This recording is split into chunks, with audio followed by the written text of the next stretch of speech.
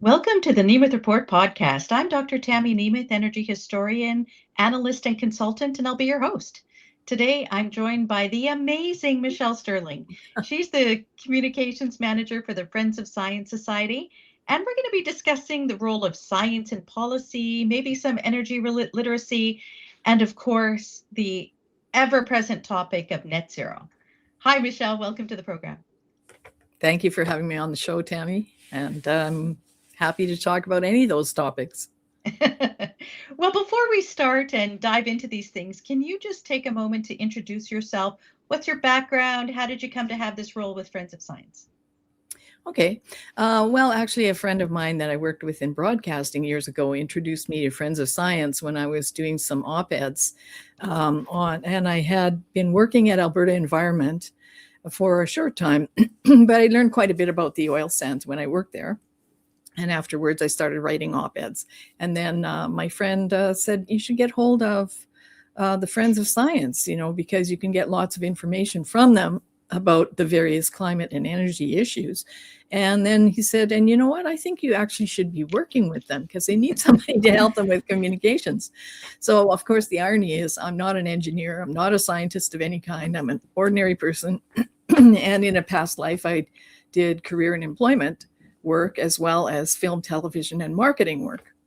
So I guess that may be a benefit because I often don't understand the complex arguments and I have to ask, please explain this to me like I'm 5, or please show me this graph and tell me what it means. Because like many people in the public, I don't easily read graphs.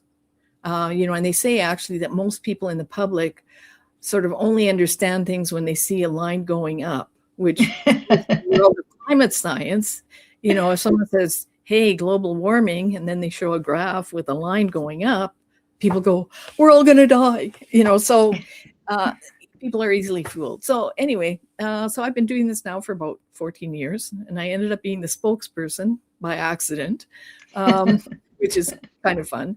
I was doing a production with our producer, and we needed a voiceover at the time. And we didn't have the budget to bring anyone in. So we kind of looked at each other and he said, well, why don't you do it? And then subsequently we needed to do a video and he was like, why don't you do it? So anyway. You got roped into it.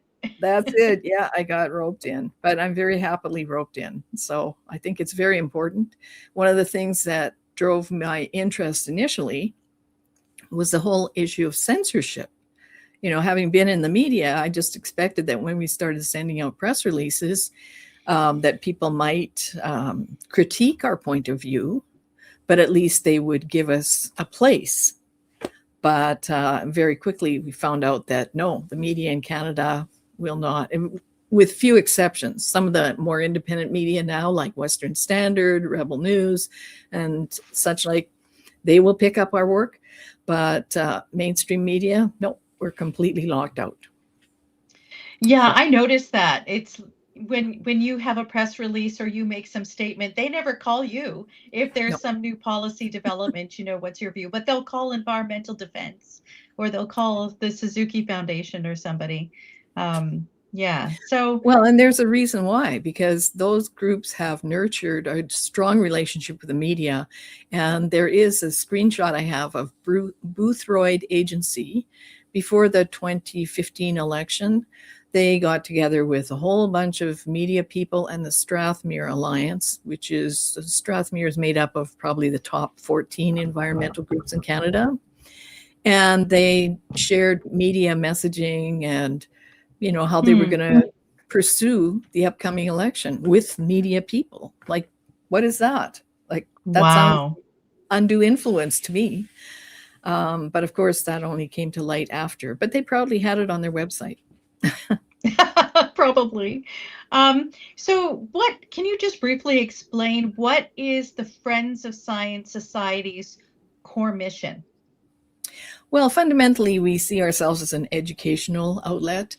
Our main purpose is to advocate for open civil debate on climate and energy topics and what used to be known as good public policy, full cost benefit before the implementation of some of these plans. So we try to provide insights on climate science. Just as I was talking off the top, climate is a very complex subject.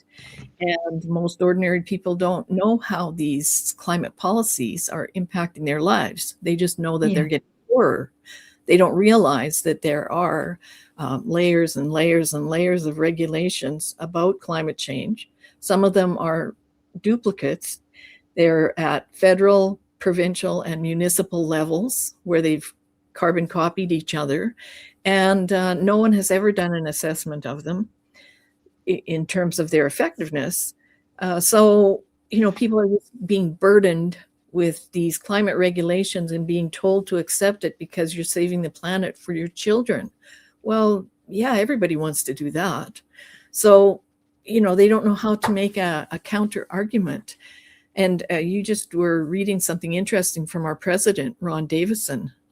Maybe you want to tell people how much it's actually costing them to go net zero. Right. So Ron Davison, who's the president of the Friends of Science Society, he's really good at mathematics and he crunched the numbers. And he's talking about if Canada has a net zero policy, the ultimate goal of that is that you're reducing emissions and therefore supposedly you're going to reduce the temperature, although of course that is a controversial thing to say from a scientific perspective, but policymakers don't like nuance so much. They prefer to have, yes, we're going to do this, and yes, it's going to lower the temperature, even though that's absurd. But in any event, this is what Ron had said. If Canada were to reach net zero, the temperature rise reduction would be somewhere between 0.001 to 0.007 degrees Celsius. And that's using the IPCC science. The net zero costs, based on Canada's federal government's 2022 budget, were in the 3.9 trillion range. And this number is much higher now because the policies have gone that much further over the past 4 years. But we'll go with that, 3.9 trillion. So at 0.04 degrees Celsius, that works out to $10 trillion for every 1/100th of a degree Celsius reduction. So you have to ask yourself, what you have this cost, you supposedly get this benefit maybe of reducing temperature, which is unclear if that's what will actually be accomplished. And I don't think it's really been put to Canadians, is it worth it? Mm-hmm. Yeah, agreed. And when you say something like 0.007, that's 7 thousandths of a degree Celsius. Exactly.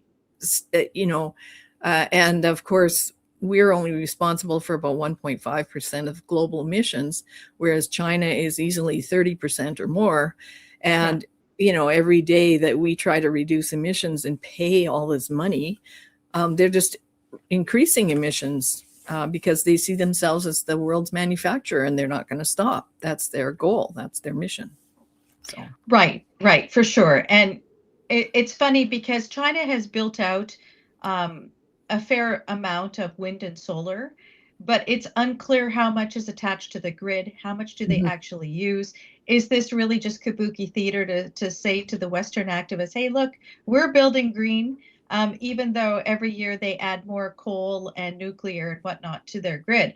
And to be fair to China, all of their new coal, I would say over the past 5 years or so, it has deployed clean coal technology so that it reduces the amount of particulate matter and whatnot.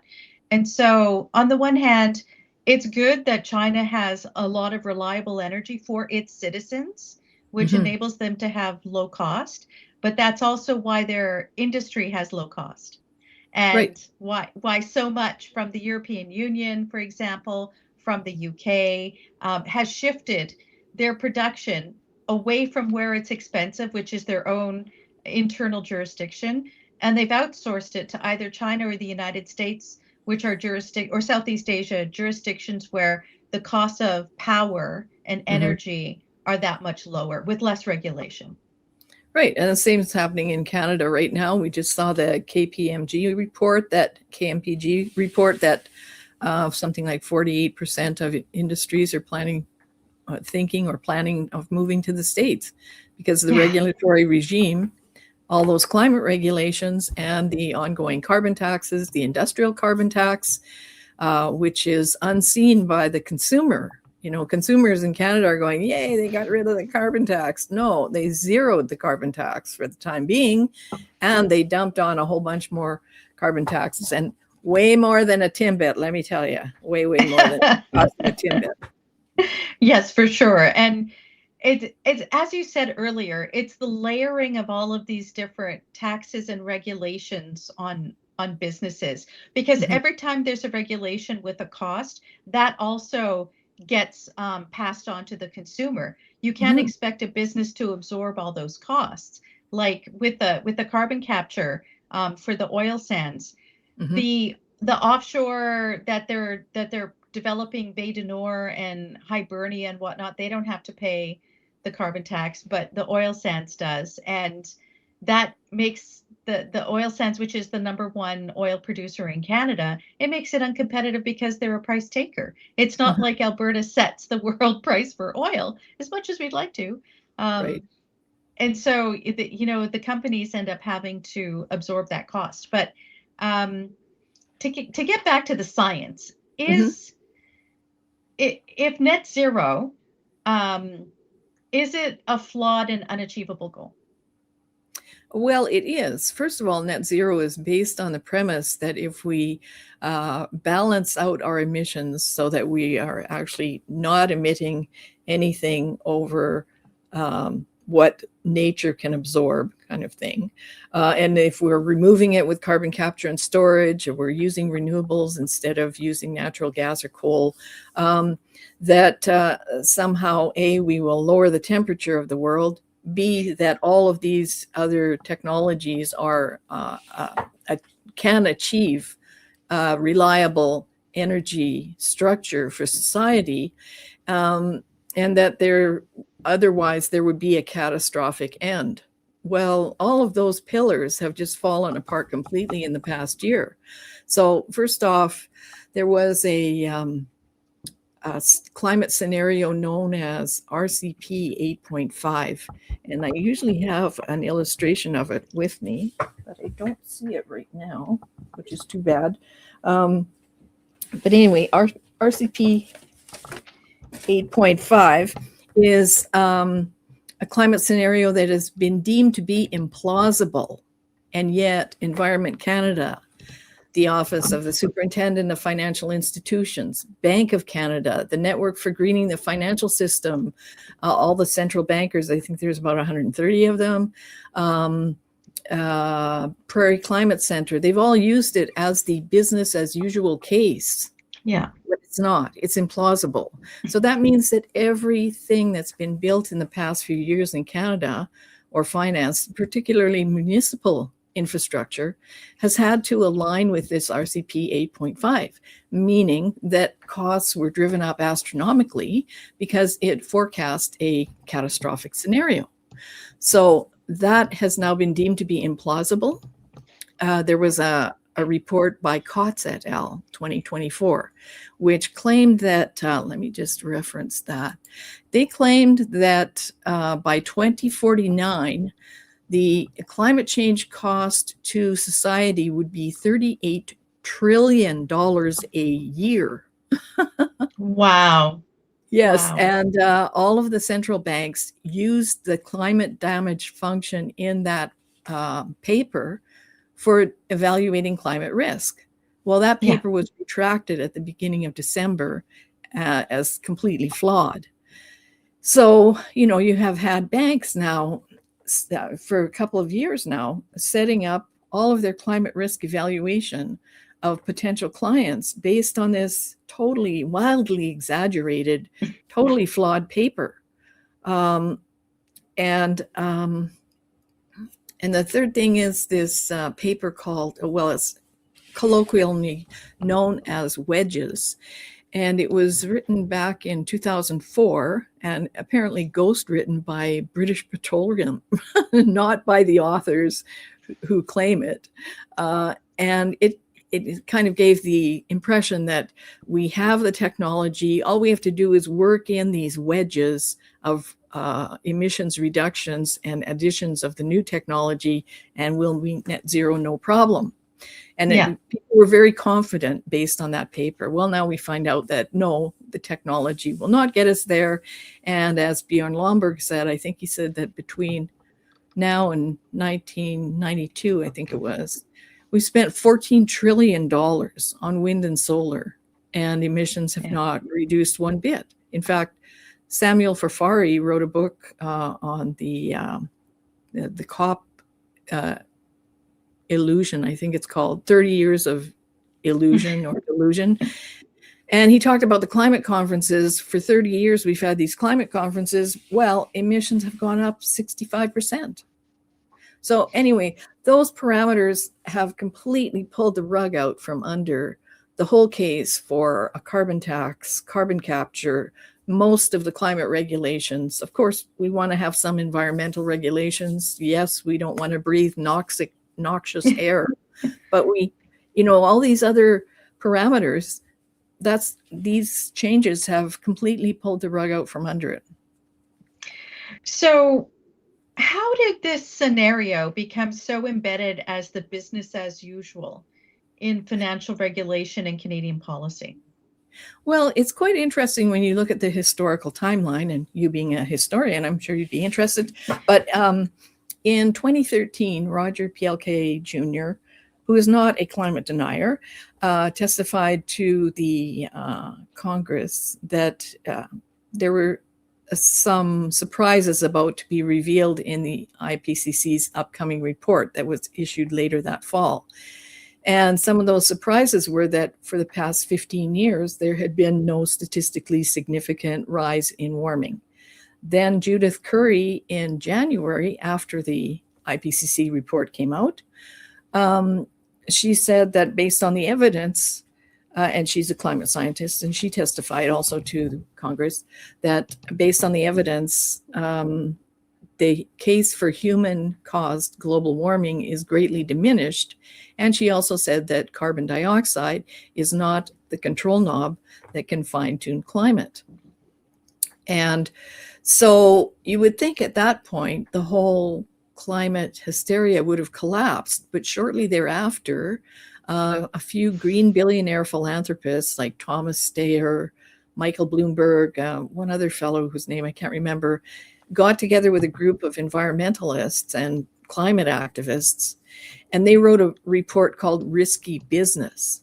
And Risky Business was founded on this RCP 8.5. So RCP 8.5 had been developed by some climate modelers led by a fellow named Van Vuren. In 2011, they developed it. But the idea of RCP 8.5 was not to use it for public policy setting, but because they were like, there are 4 streams in this RCP 8.5. I think it's like 2.0, 4.5, 6.0, and 8.5. So these ones all end up kind of in the low end. And this one, RCP 8.5, is shooting up to the sky. And they also colored it in bright red. So, of course, they jumped on this one as the business as usual, when in fact, it's more like 4.5 is closer to what's happening. But those researchers said, do not use this for public policy. It's only for research work. Basically, what they did with RCP 8.5, they kind of said, hey, kind of like making a cake or something. Hey, what if we use way more coal than exists on Earth, and we throw this into the modeling? What if we use way more oil than we presently have developed? What if the population totally exploded? So they put all the most maximum figures into this model, and that's how they got that RCP 8.5.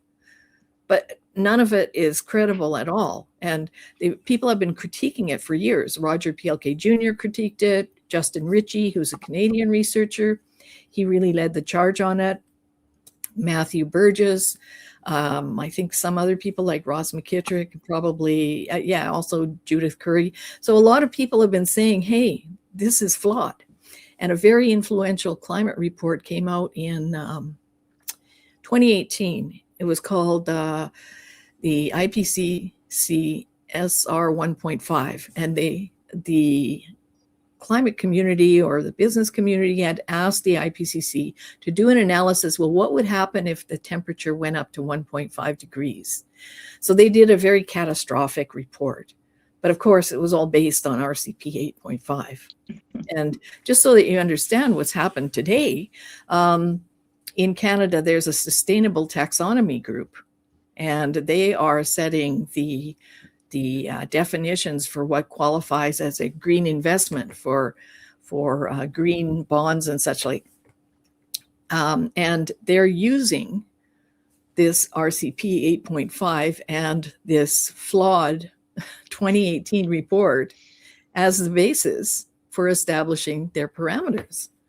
So, it's like a vampire. It just keeps coming back and biting society and draining the blood from the public purse. Right. And I think with the green taxonomy or sustainable taxonomy, however they wish to define it, they're using RCP 8.5 because that's what the Europeans used for their taxonomy. And they were using the European one as the sort of initial ground framework for what they were developing. And the European Central Bank, which is part of the Network for Greening the Financial System, the Bank of Canada is also a member, the Australian National Bank, and as you pointed out, 130 central banks around the world are members of this thing, and they use that as their business as usual.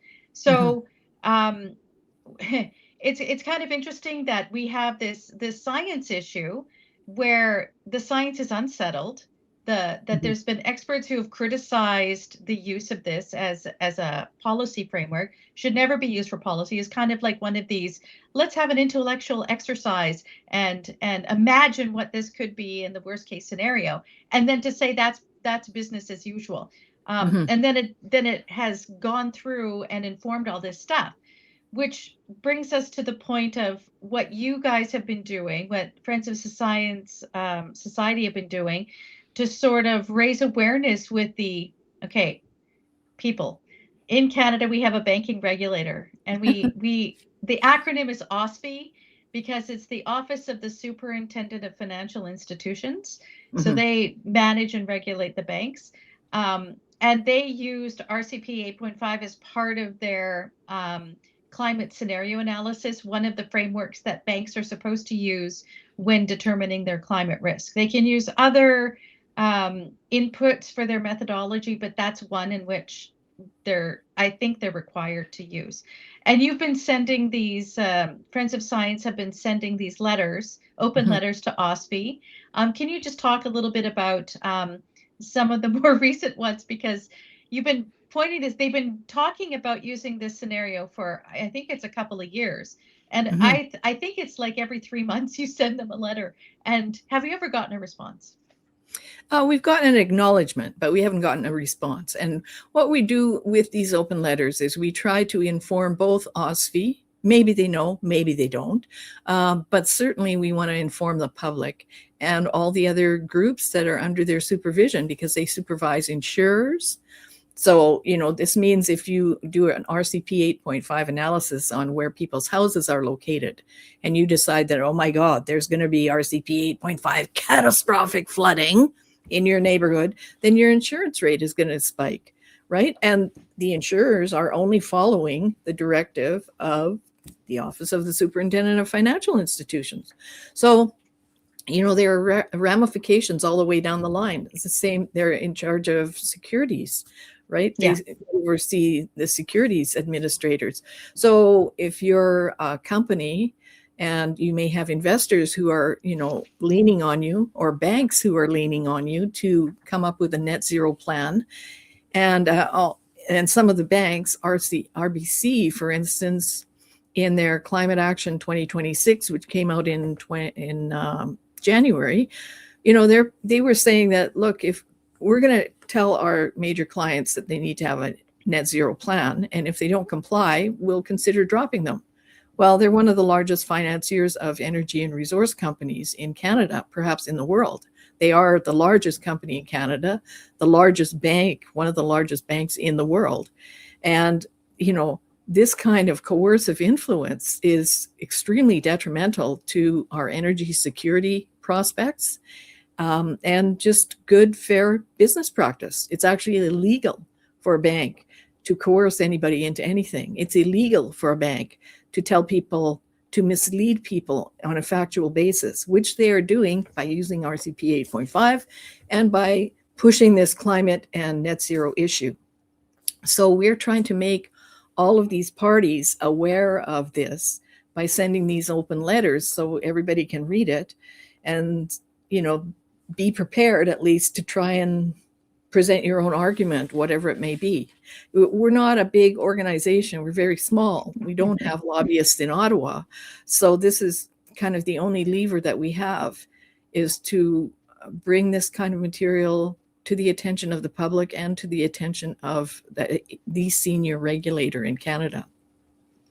For sure. And it's so good that you do that, just to let people know and to get that information out there, even if they're not aware of it right away. If they decide to do a search or something, they can find it, and these are all on your website, which I'll put a link in the description, that you put all that out there. I just would you like to define why a transition plan is significant, like what it is? You mean for a corporation? For a corporation. Well, what is a transition plan? Well, the idea is to transition from the use of whatever conventional energy you use now in all of your various parameters within your organization, to one where you are at a net zero level. So, every corporation, every small business too, everybody uses energy, right? So the idea is to incrementally cut that energy over the course of a few years until by 2050, you'd be at net zero. Excuse me. So that has technology costs. Like, for instance, Canada Post, which is a kind of an unlikely candidate, but they're also under the supervision of the task force, or they're mandated under the task force on climate-related disclosures to move toward a net zero thing. So Canada Post in Canada, one of the largest, coldest countries in the world, was planning to have an electric vehicle fleet. Because of their this impetus to have a net zero plan, then they ended up buying about $300 or $400 million worth of renewable carbon credits from the Business Renewable Center, which is an offshoot of the Pembina Institute. So that's your tax dollars buying, renewable energy certificates for no purpose whatsoever, just so that Canada Post could look like they were on a net zero plan. Meantime, they had a strike where they were not delivering materials for small businesses across Canada over the Christmas season. Right. Yeah. And they also did not deliver a lot of passports. So, I looked at that through a climate lens in an article for Western Standard, and I said, isn't that funny that would reduce a lot of emissions? Were they trying to reach an ethereal emissions target through their strike? Now, that might be just a conspiracy theory. Or, just think, if you have thousands of people who can't fly to Disney World that Christmas, and you have thousands of small businesses unable to deliver parcels, that would be a big reduction in emissions. The Business Development Bank of Canada sees small and medium-sized businesses as climate villains. They claim that small and medium-sized enterprises emit 52% of the GHGs in Canada. And if you look at the numbers of small businesses that are declining and closing, the climate activists will be cheering about that. These are people's lives. These are people's finances. Most small businesses are funded by, a mortgage on the house. So everything in that person or that group of people's lives can fall apart. And it all goes back to these net zero policies and RCP 8.5. So we keep asking the bank, the OSFI, the Office of the Superintendent of Financial Institutions, to please issue a public statement about these changes in climate science. Because, if you are an investor in a company that does mining, for instance, you want to keep track of whatever material change there is. In the securities world, if there's a material change to the company, you have to report it to your investors. So let's say you find a vein of gold and you go, wow, this is great, we're all going to be rich. You write it up in your IPO, and then the investors are going, oh, wonderful, we'll be rich too. And then you find out that vein runs out. That's a material change. You have to report that. So these are material changes in climate science. RCP 8.5, retraction of COTS, and the exposure of the fallacy of the wedges report from 2004. And and also there's research by Dr. William Happer and Canadian professor William Van Wijngaarden that shows that when you have 400 parts per million of carbon dioxide, there is some warming. But if you double that to 800, which is supposedly the climate catastrophe scenario, the warming effect is greatly reduced because the atmosphere is already saturated. The way that William Happer explains it, he says it's like painting a barn red. The first coat, you really notice. The second coat, you don't really notice a difference, and so on. So you can see that the whole case for net zero has fallen apart completely. And yet it still goes on, which is, right. It's a machine. It's a machine. Especially and this is something that Mark Carney said a lot before he became prime minister. He kept talking about momentum, how we had to keep the momentum going. And if you let up at all, then businesses will be like, well, why am I spending all this money to do this when it's not going to have any material effect on what the weather is? And so maybe we don't want to do this. And so his mantra was like, keep the momentum, keep the momentum. We're in this direction of travel. We're going to keep going in that way. I would just add to the transition plan aspect is that if it's a private company that has shareholders, if you have these transition plans, which become part of their accounting framework, and the way that it's being discussed in Canada is to have it be mandatory as part of their disclosures, then whatever they're stating they're going to do in 5 years, if they haven't accomplished it, they can be open for litigation.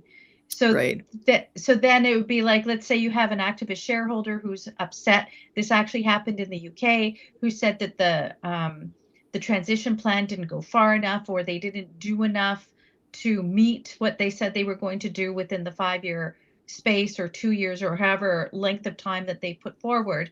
In the UK, the activist shareholders approached the regulator, saying they wanted the bank to be investigated for not following its transition plan. So we're already seeing the start of that. And so if you make that mandatory in Canada, as the sustainable taxonomy people want to do, and as it looks like maybe OSFI wants to do for the banks, then they can be open for litigation to be sued for not meeting the requirements that they said they were going to do. So this is another element of it, that it can force compliance by threatening lawfare. Right. Yes. And we know how much the environmental groups love lawfare. And so do the environmental lawyers. So great way to make money, And even if you don't win, it doesn't matter, because, they have donors who will fund them. And you have to wonder who the donors are in some cases. Are they foreign interests? Are they competitor interests? We don't know. And that kind of revelation or disclosure has not been required in courts. And yet I think it was with Trans Mountain, I think it was Vivian Krause found that Eco-Justice had been funded by Living Oceans out of the States on one of the lawfare cases against Trans Mountain. And a lot of the big environmental groups in Canada have what they call a donor advised track, where the donor can say, here's some money, use it for this. But you, the outsider, the company, the skilled tradesperson, the engineer, the geophysicist, you don't know what's happening. All you know is suddenly your project is ground to a halt because there's some big protest or pipeline blockadia. And you don't realize that in the background, all this money is coming from somewhere to fund these presentations. And I think, wasn't it in the Allen Report, where they found that even for Indigenous protests, they found that people were being paid $100 to show up or $300 with feathers, right? So if you come in costume and your native regalia, then you get $300. So, this is not part of the public discussion. So people say, oh, those people are saving the planet. God bless them, right? And meanwhile, our energy prices go up. Our employment statistics are ruined. Millions, thousands of people are out of jobs. And a lot of it is from this foreign funding for activists. Yeah, it's interesting because I think that initially there was a lot of foreign funding, and I feel like that some of the Canadian foundations got a lot of seed money, and now they just keep it sort of within Canada now instead of taking in quite as much. But it's hard to tell. It's hard to tell where the money comes from, how it gets cycled through from one group to another. Group A gives to Group B, who gives to Group C, who gives it back to Group A. I mean, it's really unusual how it's working. The United States is now exploring that a little bit more, of where the money is coming from, where it's going, to be able to track it a little bit better. One of the interesting things in Canada is that some of the foundations have made a big deal about how they've divested from anything related to high emitting or high intensity companies. But they've also bragged about how they've invested in various transition companies. Well, isn't that a conflict of interest now, where you're invested in companies that will benefit from the activism and policy push that you're doing? Right. And, like the McConnell Foundation gave, I think it's about $250,000 to CAPE, the Canadian Association of Physicians for the Environment, who are completely opposed to fossil fuels and natural gas, but very much pro-renewables. Well, McConnell also has this renewables power fund, number 2, worth $10 million. I don't know what the status of it is today, but it was certainly on their website some time ago. Or the Trottier Foundation. There's an article in Philanthropy Today, I think it's called. The title is Good Cop, Bad Cop, and it's Eric St. Pierre, who's now an MP. He was then the chair of the Trottier Family Foundation. And he was talking about how at COP30, they had funded most of the environmental groups who were there. They had proactively funded or participated in a Beyond Oil and Gas Alliance session with Catherine McKenna. Beyond Oil and Gas is an organization that is co-chaired by Quebec and Denmark.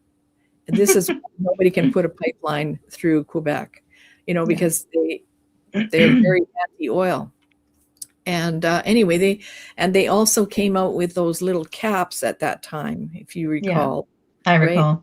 Cap emissions, and that was their little plan. And they pushed for the emissions cap on the oil sands. Well, they also said that they're part of a larger network that connects with groups in the States like Climate Works Foundation. So Climate Works and their pals have been trying since 2008 to establish global cap and trade systems worldwide. Yeah. And they use the Enron model of funding environmental groups for the policies that they wanted, but the environmental groups would make it look like it's a grassroots thing, right? Yeah. So It's a very convoluted thing. The ordinary person doesn't look at it. And when I started researching this stuff, I'm like, that can't be. But I it is. know, but it is. Yeah.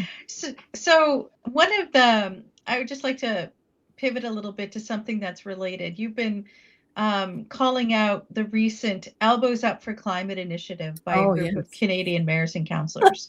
and they claim to represent half the population. And I'm sure that their voters don't realize that this is what they're up to. So they are demanding a national clean energy grid in every direction, at least 2 million net zero below market homes, mass retrofits, heat pumps, of course, and solar installations on houses and whatever. Why do you view these municipal and city level net zero pushes as misguided or unachievable? Well, first of all, it's way out of their lane. Like, the job of a mayor and council is to take care of municipal functions like the storm sewer system. Mayor Knack, let us speak to Andrew Knack in Edmonton. The storm sewers, the roads, fill those potholes, Mayor Farkas. This is your job, to make sure that the city runs properly. But over the years, what's happened is that there are these city activist groups. One is called C40 Cities. Yeah. And the other is C100. And the C40 Cities was led for some time by the mayor of Toronto, then mayor of Toronto, David Miller. And he now leads this Elbows Up group. So they're demanding impossible things.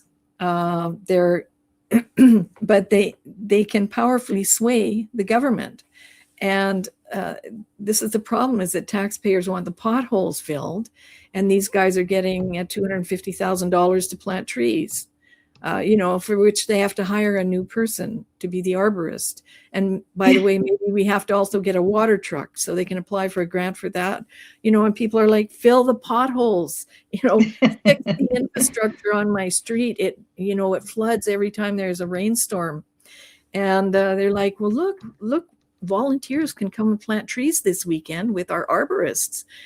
And people love this tree planting stuff that they get funded for, but they want, the actual public wants the potholes filled, wants the infrastructure upgraded. But the way the funding is structured now, it's like Environment and Climate Change Canada gave $530 million to the Federation of Canadian Municipalities for climate change action. Right? Yeah. So you can't apply and say, we want to fill the potholes because of climate change.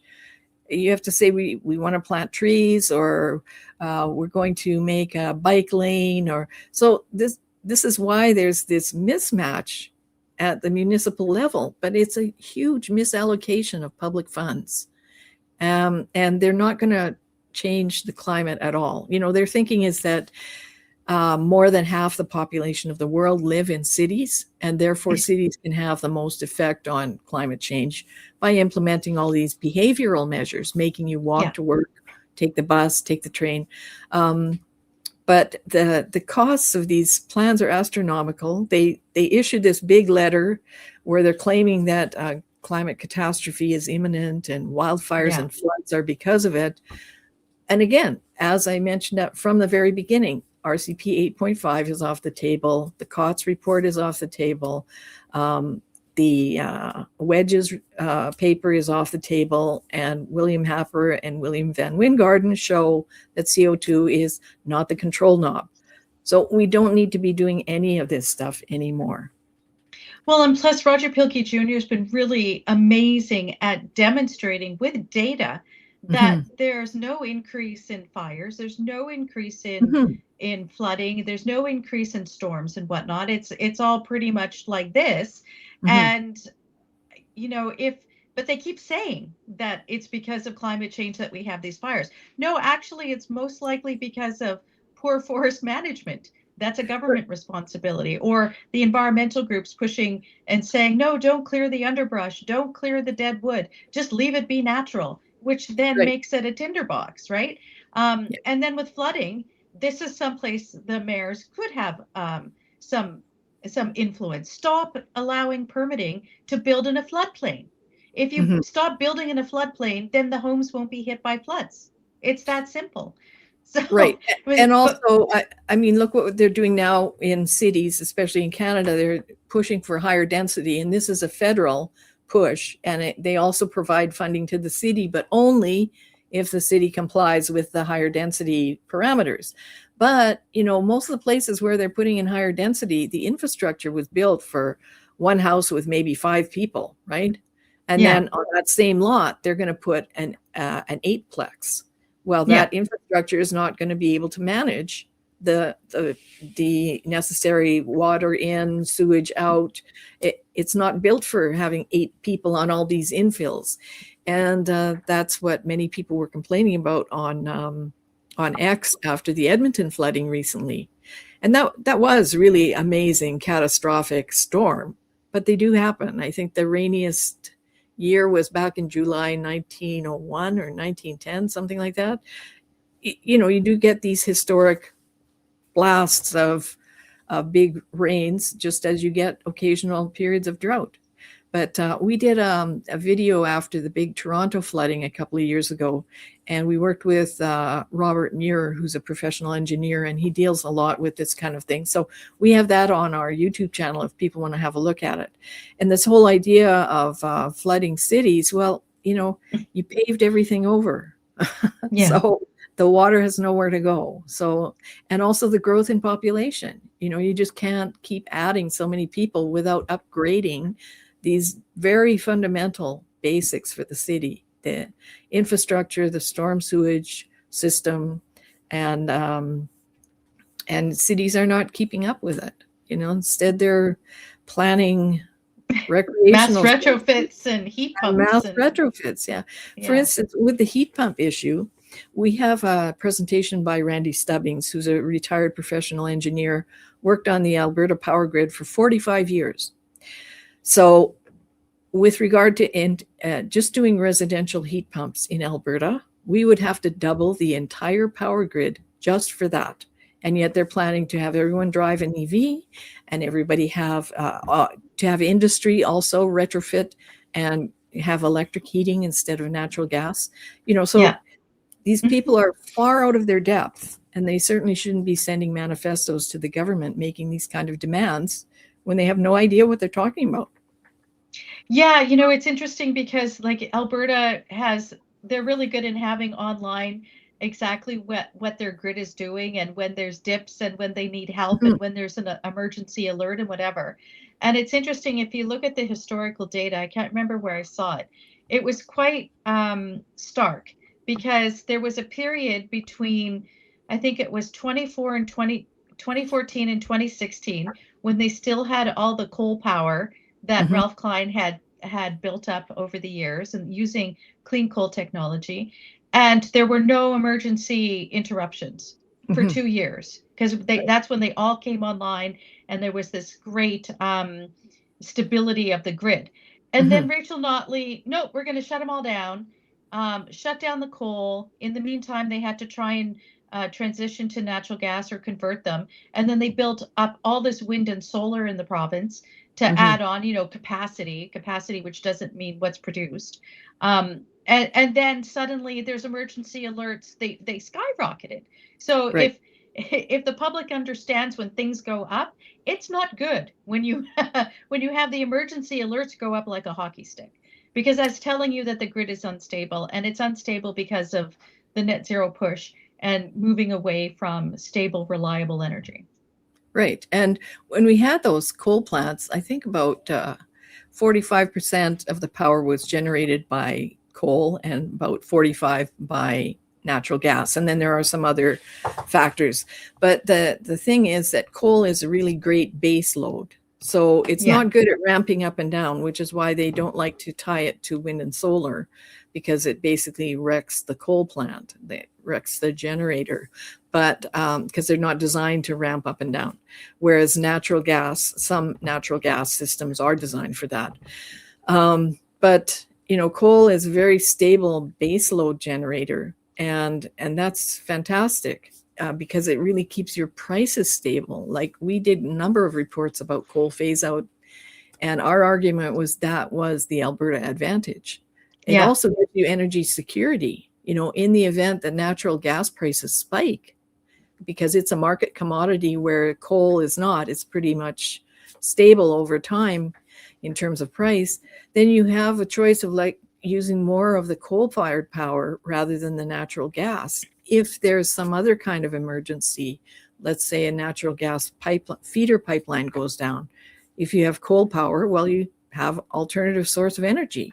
If you Yeah. don't, well, then, blackouts are rationing. So, it really is an energy security issue. And unfortunately, the climate crowd is energy illiterate, basically. Yeah, so it's interesting that the science has been exploited and manipulated for other purposes. There's a fight within the scientific community. Different types of scientists argue over, as they should, because it's science. There's no such thing as consensus in science. You have an experiment, you repeat it, and if the repetition of the experiment elicits the same results, then you can say, yes, we've kind of proved something here. But if you can't replicate stuff, then there's a consensus until someone proves it wrong. But it's Right. like you're not allowed these days when it comes to climate, when it comes to things like the different scenario analyses, what the impacts of CO2 are on the overall climate, and having these kind of complex discussions. You're not necessarily allowed to do that. And the Friends of Science Society has been targeted by academics and environmental groups over the years. And there was a recent article by a sociologist out of Calgary that went after Friends of Science, claiming that you were doing a disservice to the public because you were engaging in misinformation. Can you talk a little bit about that, and what your rebuttal was to this really energy illiteracy in the social sciences? Yes. Well, I don't know. I think people may be aware. They've often seen petitions by large numbers of academics to the government, like, don't bail out oil and gas. We don't want another pipeline. They'll get like 200 or 300 people to sign on. Almost invariably, none of them are engineers. None of them are geoscientists. So that removes the people who do know how the energy systems work, right? So you have people who are very ideological in their worldview on climate. And so that's what happened. We had a fellow named Timothy Haney, who's a professor at Mount Royal University, take a run at us. And he's done it before also. He did it on a paper about flooding as well, where he'd interviewed a number of people. Many of them worked in the oil and gas. And in that case, I guess it was about the time that we did our billboards that said the sun is the main driver of the sun is the main driver of climate change, not you, not CO2. And I guess people kept bringing up our billboards. So somehow we appeared a number of times in that paper. And then he did another one accusing us of misinformation and denial. So I wrote a rebuttal to it. And, that really there's kind of an abyss between the people who are in the soft sciences like sociology, psychology, stuff like that, and the people in the STEM world. These people use evidence, and these people use ideology and feelings. So it's almost an unbridgeable gap, in my view. But unfortunately, these people with the feelings and the ideology hold much more sway over the public because they know the persuasive tactics, and they're almost immune to evidence. So it's a problem for society. And we've said this for a long time, that, when you have people like Greta Thunberg leading the charge, remember we were spending $6 billion to plant trees because Greta came to visit us. Like, what country does that? Why? So you can't run a country on ideology. You need to have open civil debate. You need evidence-based solutions, and you need a full cost benefit analysis. And that's what we keep trying to get people to, to agree to that, to return to that, because that used to be how things were done. That was Right. called good public policy. Exactly. And I just want to give a shout out to Robert Lyman, who's an economist and writes several reports for you where he, or for the group, he looks at the challenges for net zero, Canada's net zero plans and targets. He tries to do a loose cost benefit analysis because the government hasn't done it. And the data is all over the place and, trying to come up with what these are. But he's just brilliant. And if you go to the Friends of Science website, you can look at all of the different reports that Robert has done. And I highly recommend it. And did you want to mention any of his reports in particular that you think that the audience should be aware of? Well, they're all very good, but I think, the thing is, Robert worked, he was for 10 years a diplomat, and then for 27 years he worked in the federal government as a public servant on within many different departments. So he has a very long, detailed, and in-depth view of these changing climate policies over the years. And he also understands what the impact is within the government when you make this policy change. That will have a ripple effect there and also down to the public. I think some of his more recent pieces are very important to look at. One is about the industrial carbon tax. That's on our blog. Another one he did about his submission to the government of whether or not the regulatory regime change that's proposed will make any difference. And, a lot of people are saying, oh, well, it's great. Now we'll be able to approve projects in 2 years. Yes, we'll be building pipelines and doing critical mining all over the place. It'll be easy. That's not the case. He brings people back to reality. And he said, look, under the Impact Assessment Act, there are 23 different parameters that have to be met by any project.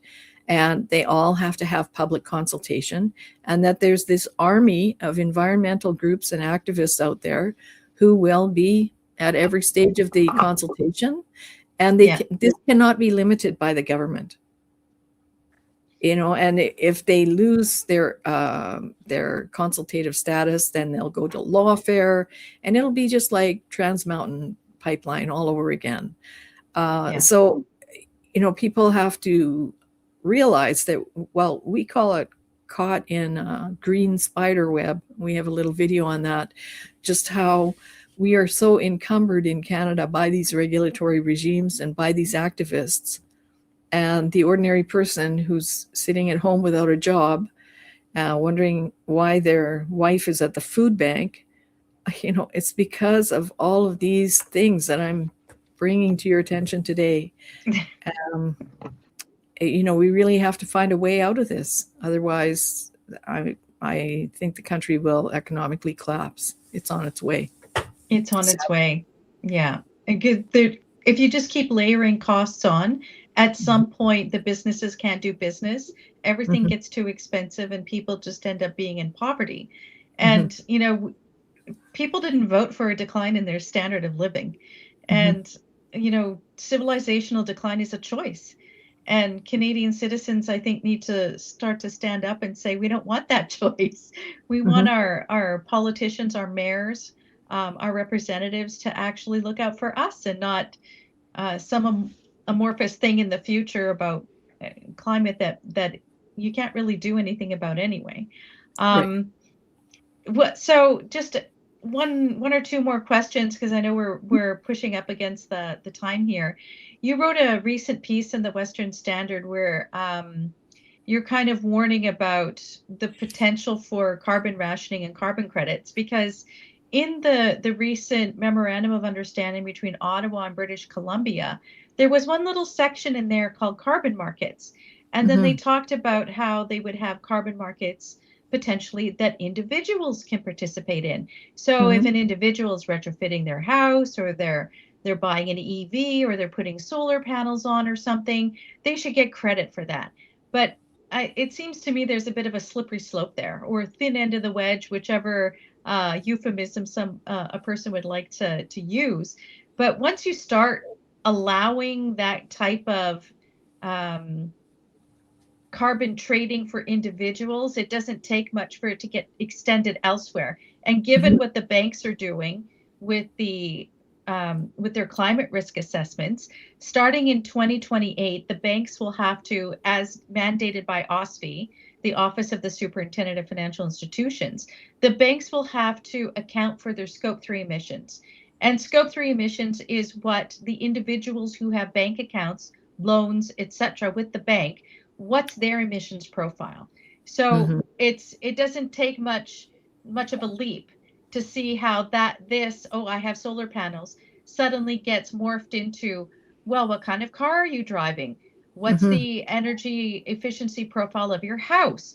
Do you really need to make that purchase for that thing that's going to have more emissions or have embedded emissions and so on? So how do these developments fit into the sort of broader picture for the implications of net zero for Canadians? Well, there's been a long time plan. I think it was George Monbiot who used to be quite the advocate for it, of having a personal carbon ration. And that kind of popped up again after COVID because the COVID app on your phone, people were saying, oh, well, we could just reapply this. We could use this for personal carbon ration, personal carbon allowance, meaning that everybody should have an allowance of X amount of tons of carbon dioxide per year. So just so you know, the C40 cities put together a plan with a company called ARUP. It was written in 2016. It was called Deadline 2020. And their goal is to cut emissions in half every decade, I think, until individuals go from having a 5-ton carbon footprint per year to 0. So 5 tons is it's a little bit more than what people in Cuba have. Canadians have something between a 20 to a 14-ton personal carbon footprint. And there's also an analysis that our director, Ian Cameron, did of the Canada Energy Regulators review of how to get to net zero alongside the Centre for, Centre for Canadian Policy Alternatives. I think it's called. And they did an analysis on how to get to net zero. And both analyses point to a dramatic reduction in personal energy use of 30 to 40%. Wow. So in Canada. In Canada. Where it's cold. Where it's cold, right? So, these things are part of government policy. They're written in there. And so this idea of a personal carbon trading system, well, does that mean if I stay home and don't turn on my gas heater, then I get credits for freezing in the dark? And then I can go and buy food with it? Because that's basically. But what kind of food? What's the emissions profile of the food that you're purchasing? Crickets or biotech reactor monster mash. And the thing is, these are also all demarketing programs. So, they want you to hate steak so that they can sell you monster mash that's made in a biotech reactor. That's a multi-trillion-dollar industry, burgeoning industry, right? Burgeoning. Yeah. So, they don't want you to use your gas stove, not because the natural gas is really so bad. It's because they want to sell you an induction stove, which is an electric stove that can be metered. Therefore, you can be rationed with it. So if you start to look at things through this marketing eye, then you will see that, we are being behaviorally guided like a bunch of sheep into this very dystopian future that's all based on faulty climate ideology. Yes. And what's interesting is that this idea of personal carbon trading originated in the United Kingdom with a professor named Tina Fawcett, and I think it Oh. was in 2019 or 2020. Mhm. So let me go back. In 2008, 2000, just before the Labour government was turfed out, she was Mhm. hired by the Labour government to work on personal carbon passports. And Mm. it would require a lot of personal individual monitoring and whatnot. And the cabinet and the government decided people weren't ready for that type of intrusive everyday monitoring and whatnot. But now we have smartphones and people have apps all the time.